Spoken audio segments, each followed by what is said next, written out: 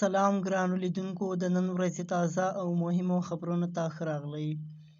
د بنګلادیش سرشار کې تېره ورځ په زرګونو زده کوونکو او عامو خلکو د پخواني وزیراعظم شیخ حسینه واجد د واک لرې کېدو او هندوستان ته د تښتېدو یوه میاشت پوره کېدو په مناسبت لویې مظاهرې وکړلې. په دغه مظاهرو کې د زرګونو زده کوونکو ترڅنګ عامو خلکو هم ګډون کړی و. د شیخ حسینه په ضد دغه مظاهرې د زده کوونکو لخوا په سرکاري نوکریو کې د ځانګړي څوکیو یا کوټې په ضد پیل شوې وې.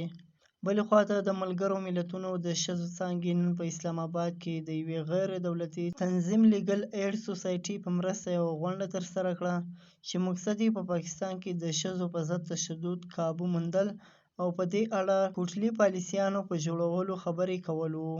همداراز څېړونکي وایي د پاکستان د تحریک انصاف مرکزي قیادت د ګوند باني او پخوانی وزیراعظم عمران خان په ازادولو کې ناکامه شوي دي. نو ځکه یې اوس د طالب علمانو د تحریک شروع کولو اعلان کړی دی.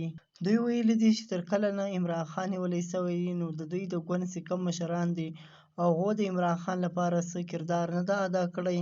وایي دوی په پوره توګه د عمران خان په ازادولو کې ناکامه شوي دي.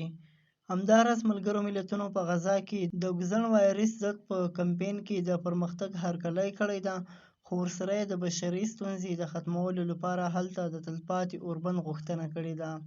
په فلسطین کې د مرستندویه چارو لپاره د ملګرو ملتونو ځانګړې اداره UNRWA د سپتمبر په 4 ویلي وو په غزا کې تر 5 کلونو پورې د عمر لرونکو ماشومانو د ویکسینو په لړ کې ښه پرمختګ روان دی، خو باید د خلکو د مشکلاتو ختمولو لپاره 11 میاشتې راهیسې د روانې جګړې په اړه تلپاتې اوربند وشي.